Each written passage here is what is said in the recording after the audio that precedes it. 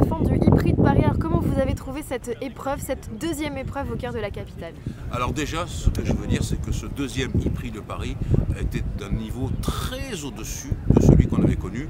Et je ne pense pas pour la course, je pense pour les spectateurs en premier, qui ont pu voir vraiment la course, ce qui n'était pas le cas l'an dernier. Le cadre qui nous accueille, là on est quand même dans un endroit absolument extraordinaire. Les Invalides à Paris, c'est quelque chose de formidable. Ça c'est le truc qui est le mieux à mon avis pour ce e-prix de Paris. Maintenant il y a eu la course. La course, Buemi gagne. On sait qu'il est le plus fort, on sait que surtout il a la meilleure voiture, parce qu'on ne peut pas négliger l'équipe Idams, dans la voiture a le meilleur rendement. Le deuxième est Pechito Lopez. On ne peut pas présenter Pechito. Partout où il va, il gagne. Donc ce qu'on voulait faire là, il s'est très bien débrouillé. Et le troisième est Nick Heidfeld, qui s'est bien débrouillé lui aussi. Le seul problème qui a été vraiment important pour nous, c'est Jean-Éric Vergne. Gève n'a pas eu de chance, mais je crois que quand il a tapé dans le mur, on a bien vu par les images de caméra embarquées que je crois sa crémaillère de direction avait cédé, en tout cas n'avait pas fonctionné. Il était complètement braqué et ça n'a pas vraiment fonctionné. Il a tiré tout droit et donc il a payé le prix fort, un abandon. C'est dommage parce que j'aurais aimé le voir sur le podium. Ce qui m'a fait le plus sourire pour Gève, c'est que les commentateurs britanniques l'appelaient Monsieur Paris, parce qu'il n'habite pas loin de Paris, la capitale, et ça j'ai trouvé ça très sympa.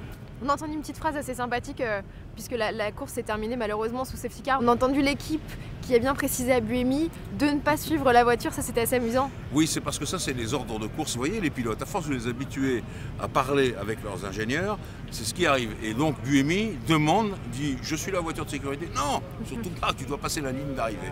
Parce que le safety car était en route, donc après l'accident de Di Grassi. En conséquence, vous voyez que quand on est trop guidé, on a tendance à se laisser un peu porter. Ce n'a pas fait Buemi, Dieu merci, il y avait son ingénieur qui l'a prévenu et qui lui a dit de rentrer dans le rang et de passer la ligne d'arrivée.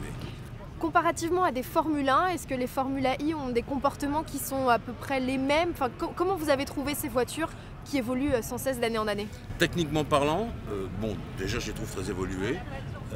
Sur le plan de la consommation de l'électricité, c'est beaucoup mieux. Sur le plan de l'utilisation des boîtes de vitesse, c'est beaucoup mieux également.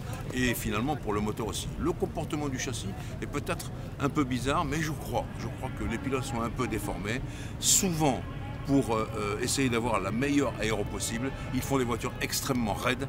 Et je crois que sur les circuits de e-prix, ces circuits citadins comme tout le monde le sait, on ne peut pas avoir des voitures trop raides. Il faut ménager la motricité en sortie de virage lent, c'est ce qu'il y a de plus important. Et ils ne le font pas tous, et de temps en temps, il y a des petites bêtises qui se font. Est-ce que vous espérez, comme nous, une troisième édition éventuellement de ce e-prix? Ah, je serais pour à fond une troisième édition parce que, quand même, vous avez vu le public.